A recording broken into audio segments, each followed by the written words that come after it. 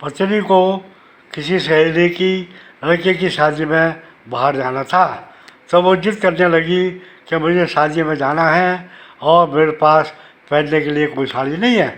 हमने उसे याद दिलाया कि पिछले महीने ही तो हमने आपको एक नई साड़ी दिलाई थी। उन्होंने कहा वो तो हमने उस शादी में पहन लिया, अब हमको इस शादी के लिए नई साड़ी चाहिए। तो हमने उनको 25,000 रुपये दिए और कहा कि जाइए बाज़ार में जाकर अपने मनपसंद साड़ी ले आइए, लेकिन ध्यान रखें कि साड़ी आपके पसंद की होनी चाहिए और दुकानदार आपको ठग बजिया ना लगाए।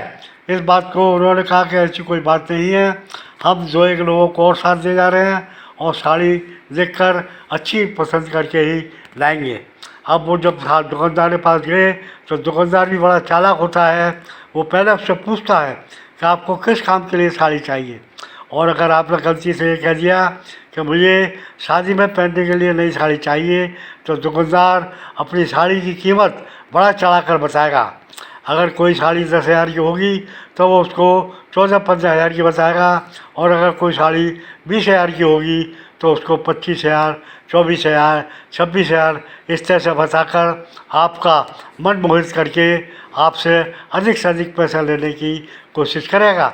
इसलिए कभी कभी क्या होता है कि इन बातों पर ध्यान न देकर अगर आप अपनी आवश्यकताओं पर ध्यान दें, अगर आप ये ध्यान दें कि भाई ये साड़ी एक बार पहनने के बाद फिर दोबारा तो पहनने में आएगी नहीं, तब आप पैसे की बचत कर सकते हैं। लेकिन अगर आपको ये शौक़ हो कि नहीं मुझे तो नई साड़ी ही पहननी है, भले ही वो अगली बार काम में आए चाहे ना आए, तो आप उसको ज़रूर खरीदेंगे और भले ही आपको ज़्यादा पैसे देने पड़ें, इस बात की आपको कोई चिंता नहीं की।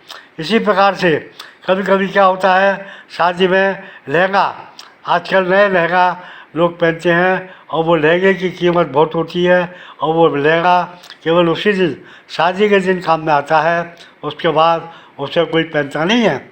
लेकिन आजकल आपको ध्यान रखना चाहिए कि वो ऐसे लहंगे आजकल किराए पर भी मिलने लगे हैं।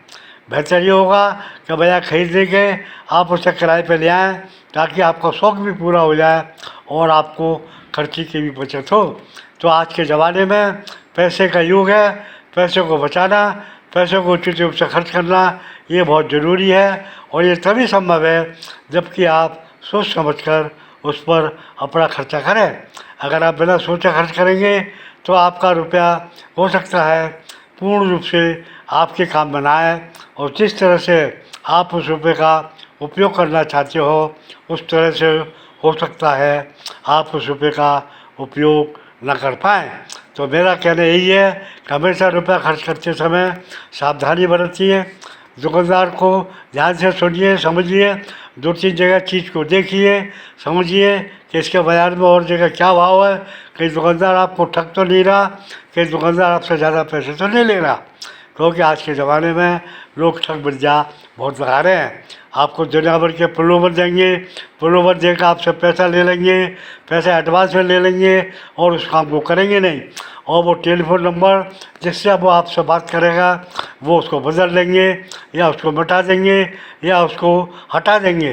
फिर आप टेलीफोन करते रहेंगे, वो आदमी ना तो टेलीफोन में मिलेगा और ना उसने आपको अपना पता ठिकाना बताया है, कहाँ ढूंढेंगे उसे, और इस तरह से वो आपको ठग के चला गया। इस तरह के ठग बजियाओं से लोगों को सावधान रहने की ज़रूरत है, ताकि हम अपने पैसे का सीधा सदुपयोग, अच्छा सदुपयोग कर सकें। आपको अगर ये बात अच्छी लगी हो तो कृपया करके सब्सक्राइब करिए। Thank you.